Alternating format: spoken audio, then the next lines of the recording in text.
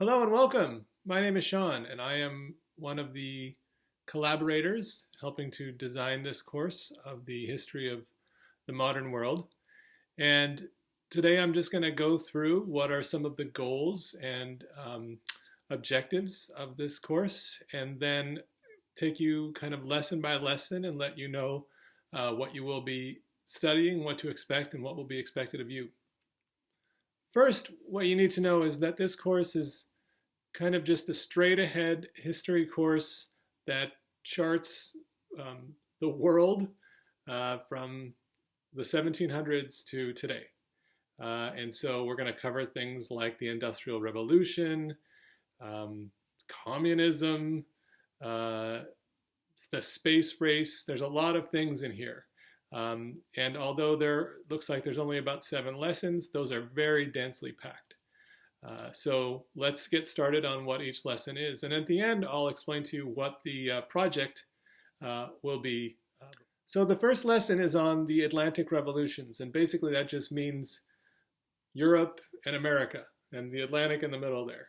And so all of the things that happened in the 1700s that caused the world to sort of upend itself, or at least the Western world.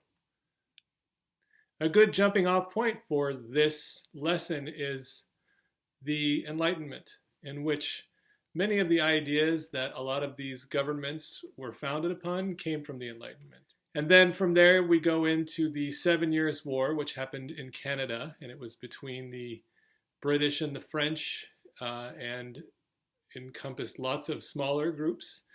And that happened before the American Revolution, which is next.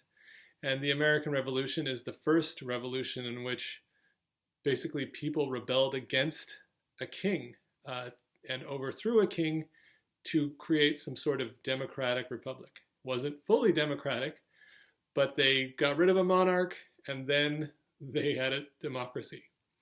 And from there you go into the French Revolution, which was inspired by the American Revolution. Then we look at the Napoleonic Wars, where the French had their revolution, and then they ended up with a dictator, and then they kind of ruled all of Europe for a while. In addition, we see that this idea of revolution was spreading further across the world, and then we look a little bit at Latin America, so Colombia, Argentina, other countries in South America and even in Central America, and see how their quest for independence grew, and you can see the influence of the United States on those countries. And then we end with the Congress of Vienna, in which there was this idea of restoring monarchical order. Lesson 2 takes us into the Industrial Revolution. So you've got these sort of militaristic revolutions or revolutions in thought, and then you have this revolution in the way things are built. And then all of the sort of effects of the Industrial Revolution. So you look at urbanization and the growth of cities, and then you start thinking about the value of workers with Marxist philosophies. And then you look at how the Industrial Revolution actually created changes in society. Lesson 3 kind of covers the end of slavery in the late 1800s. And it's not just slavery in the United States, but, serfdom in Russia, or the Haitian Revolution, in which it was the only country in which there was a slave rebellion that was successful, and they overthrew their captors and built their country. And then that actually has consequences to, like, Haiti today. Basically, it's the slavery had been going on for a while, and we catch it at the end, and we see the implications of ending slavery, but not ending a lot of the effects of slavery. Lesson 4 deals with the sort of twin phenomenon known as colonialism and nationalism, and that is basically when a country, the people in a country, starts to feel themselves as part of something larger.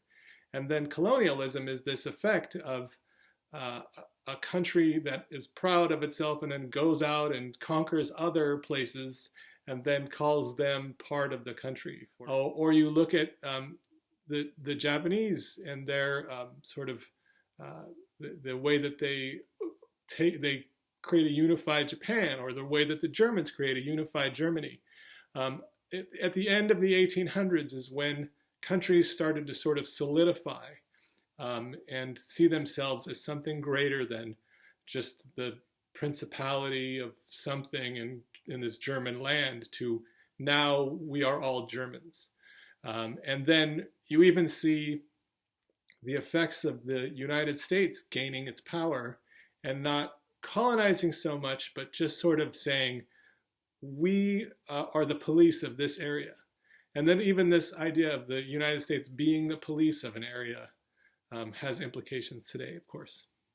Lesson 5 is a look into how the world is shaped at the beginning of the 20th century up until the First World War. And a lot of the things that you will learn about in this, you will be able to see the implications of them today. For example, the invention of the internal combustion engine, and how there are billions of cars out there today. The Russian Revolution, in which it was the first sort of experiment in communism. Even the Middle East that we know today is a product of this early period of the 20th century. Lesson 6 is all about the period after the First World War up until the end of the Second World War. So first you learn about the Paris Peace Conference, and you learn a little bit about the Indian freedom movement in India with Gandhi. Then you learn about Hitler and how he seized power and consolidated power under the Nazis. There's information about the Holocaust, so you can see sort of the progression. Hitler takes power, he gloms onto this idea, and then they have this systematic, awful system of genocide.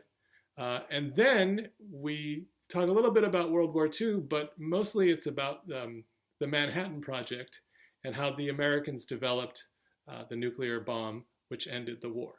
And that created a whole new world after World War II, which is lesson 7. So lesson 7 is basically post-World War II, the start of the Cold War. But a lot of things happened then. You've got other countries embracing communism. You've got the Arab-Israeli conflict, another thing that you see the implications of today. You've got the space race that's happening between the United States and Russia. And you see that Russia took this early lead, and it spurred the Americans on to just dump money into this program and beat the Russians. There's some information in there about the Marshall Plan and how the Americans poured money into Europe in order to help rebuild it. And they did something like that in Japan, but that doesn't get talked about as much, so that's covered in this section. And then the last lesson, lesson 8, kind of covers the end of the Cold War, and then the end of a lot of other kinds of regimes. I mean, there's the apartheid ended in South Africa. The Berlin Wall fell in 1989. There were, unfortunately, more genocides that happened after the Holocaust in this period, and you'll take a look at those. And then the last thing you look at is the way that the United States has played a role in the Middle East since the end of the Cold War. The project for this modern history course is you actually have an option, you have 2 options. The first one is you trace like a technological change or development, and you show how it has affected people over time.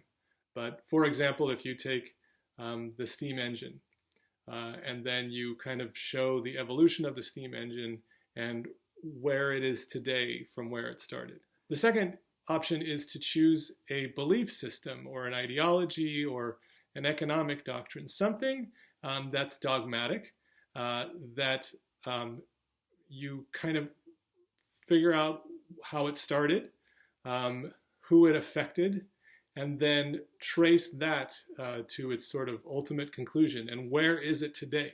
So communism is a perfect example. Communism started with Karl Marx, which we talk about in those early sections. And then you've got the Russian Revolution, in which they try to use communism as a way to run their government.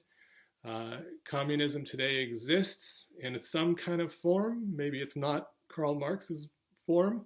And that your whole job would be to sort of talk about how it started, what were the intentions behind it, how has it changed over time.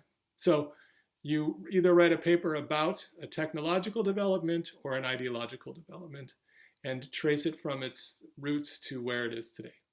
Okay, so that's the course. I hope you enjoy it. I hope you get a lot from it.